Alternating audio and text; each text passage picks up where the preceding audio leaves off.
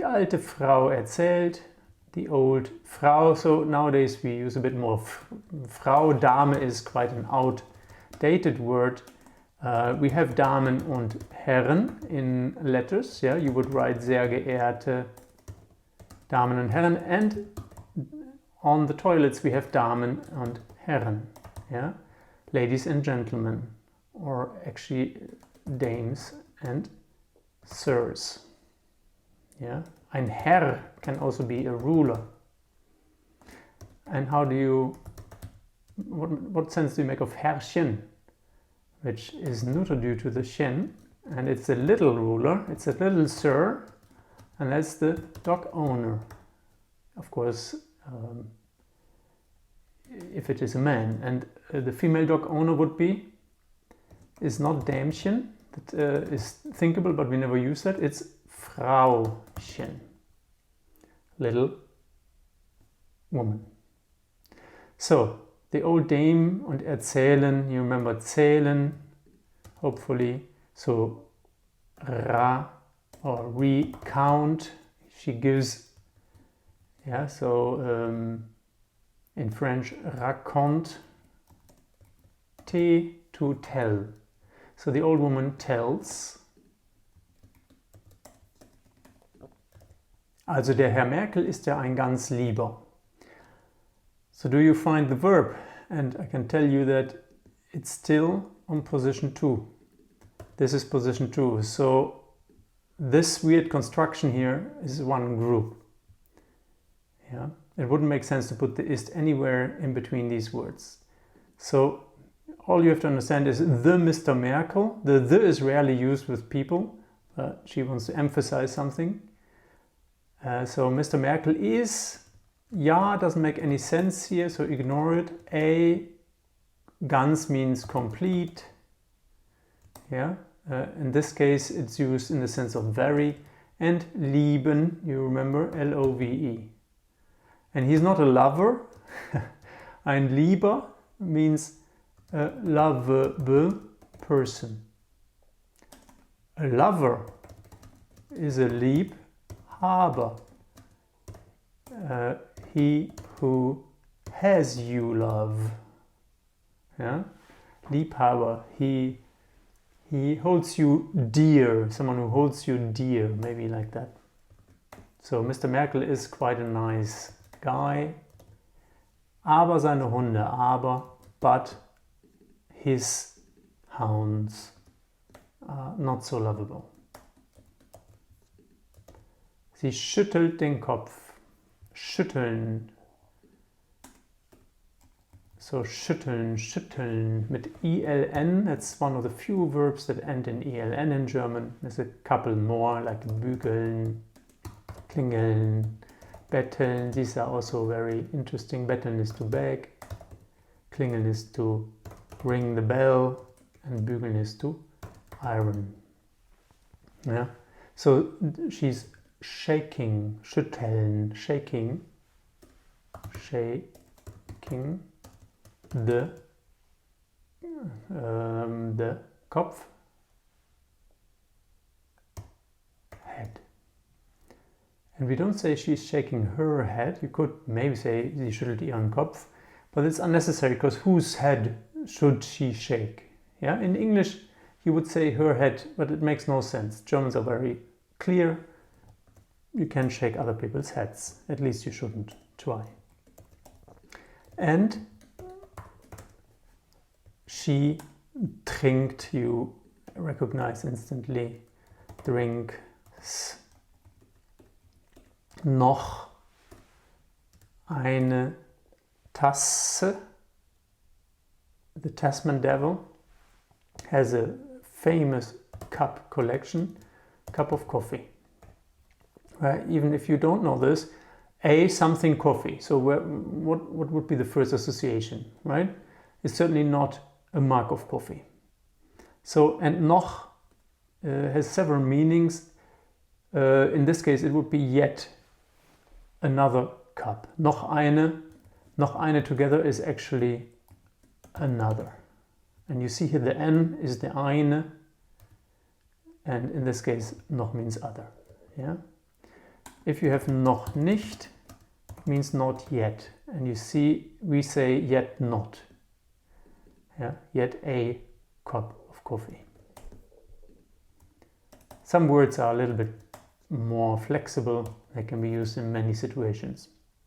Die beiden sind leider sehr schlecht erzogen. Sind, and then we know we look at the end for the meaningful part. Erzogen, we had this a few times. Zog contains the word Zug or zieh, which comes from ziehen, which means to pull.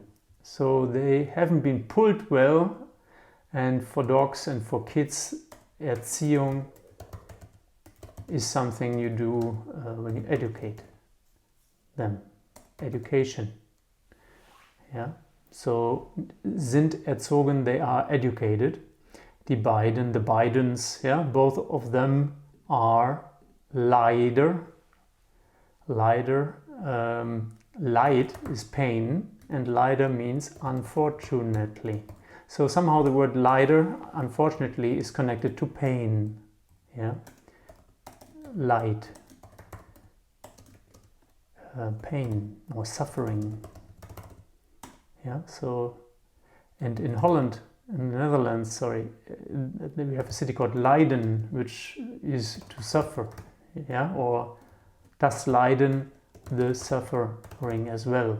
Das Leid, das Leiden, both fine. And we have das Leiden Christi, the suffering of Christ. Yeah, you can say that to a person, du siehst aus wie das Leiden Christi, you look like the suffering of Christ. So both of them are unfortunately very schlecht, miserably, badly educated. Sie laufen oft weg. Weg, you remember, two words. Weg with a long E means way, so weg means way. And laufen, Luffa, the Luffa SpongeBob is running, so they run often away.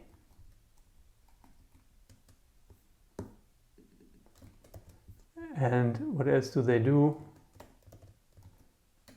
They verwüsten die Gärten hier in der Nachbarschaft. So they, because we are still talking about the dogs, right? So they Wüste. Well, the word is Wüste, which means desert. Yeah, desert. Sorry, not the dessert. So desert. So they turn something into a desert, and that basically means they wreak havoc. Yeah, they really cause destruction. And what do they destruct? That's here die Gärten, which is the plural of garden, and you see the plural only differs with an umlaut. So here in the neighborhood, they are destroying the gardens here in the neighborhood.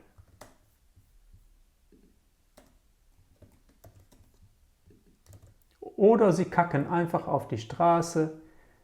Where's the verb here?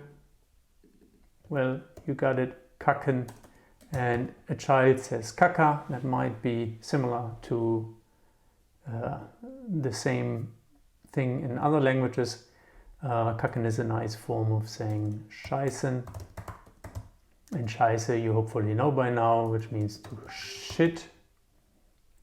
And so they shit auf, on top, onto the Straße, which is the street. Yeah. So kacken. Kids say ich muss kaka. I'm not sure what they say now. I think like this. Yeah, kids have the tendency to just take the first two letters and double them.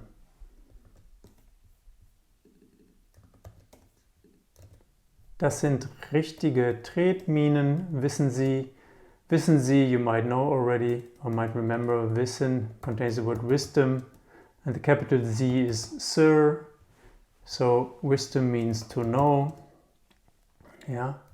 So, you know, sir. Yeah. Das, without a capital letter word, directly following, more or less directly following, means that. Are richtig mean right, but here it means, how to say, richtige Tretminen. How do you translate that in English? These are proper, it could be proper, but it's also real, that was the word. Yeah, they are real.